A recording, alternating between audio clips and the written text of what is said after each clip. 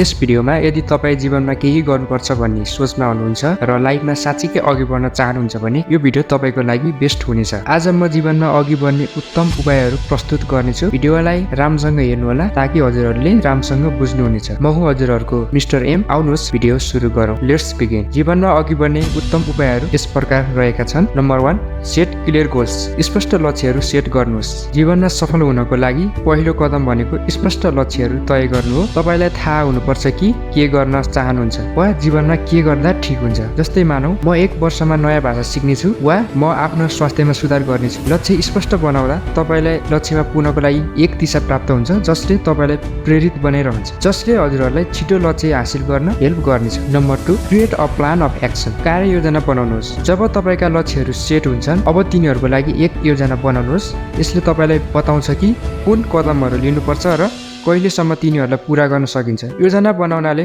तपाईँलाई व्यवस्थित र लक्षित राख्नेछ। उदाहरणका लागि यदि तपाईँले नयाँ भाषा सिक्न चाहनुहुन्छ भने दैनिक अभ्यासको योजना बनाउनुहोस्, जस्तै आफ्नो कामको लागि पहिले नै नोट बनाउनुहोस्। Number 3, accept failure as a learning opportunity. असफलतालाई सिक्ने अवसरको रूपमा स्वीकार गर्नुहोस्। असफलता केवल बाधा होइन, यो सिक्ने अवसर हो। एलोन मस्कको उदाहरण लिनुहोस्। उनले थुप्रै असफलताहरूको सामना गरे, जस्तै पहिलो रकेट प्रक्षेपण असफल हुनु, तर हरेक असफलताबाट उनले महत्त्वपूर्ण पाठ सिके। एलोन मस्क भन्छन्, असफलता तपाईँको शिक्षा हो, त्यसैले असफलतालाई अवसरको रूपमा लिनुहोस् र यसबाट सिकेर आफूलाई बलियो बनाउनुहोस्। Number 4, stay consistent and commitment. नियमित र प्रतिबद्ध रहनुहोस्। सफलता पाउनको लागि निरन्तरता र प्रतिबद्धता महत्त्वपूर्ण छ। यो केवल एक रातको काम होइन, हरेक दिन साना कदम चाल्नुपर्छ। तपाईँको प्रगति थाहा पाउनको लागि नियमित प्रयास गरिराख्नुहोस्। यो तपाईँलाई आफ्नो लक्ष्यमा केन्द्रित राख्नेछ र लामो यात्रा पनि सजिलो बनाउनेछ। साथै हजुरले जुन काम सुरु गर्नुहुन्छ त्यो कामलाई 100% दिनुहोस्।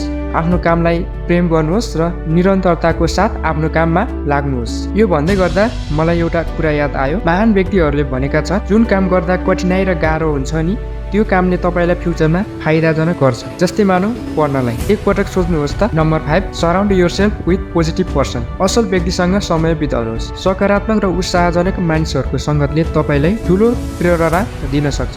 यिनीहरूले तपाईँलाई समर्थन गर्नेछन् र कठिनाइमा पनि साथ दिनेछन्। तसर्थ आफूलाई सकारात्मक व्यक्तिहरूसँग घेरिनुहोस् जसले तपाईँलाई उचाइमा पुर्याउनेछन्। साथै हजुरले डे बाई डे नयाँ कुरा सिक्ने अपर्च्युनिटी पनि पाउनुहुनेछ। Number 6, never give up. कहिले हार नमान्नुहोस्। कहिले हार नमान्नु भनेको जीवनमा सधैँ सङ्घर्ष गर्नु हो। चुनौतीहरू आउनेछन् तर तपाईँले आफ्नो लक्ष्यको लागि लड्नुपर्छ। जब तपाईँ थकित हुनुहुन्छ वा आशाहीन महसुस गर्नुहुन्छ तब आफूलाई सम्झाउनुहोस् कि मैले हार्न हुँदैन र खेलको मैदान छाड्नुहुन्न, फेरि उठ्नुपर्छ भनी आफूलाई सम्झाउनुहोस्।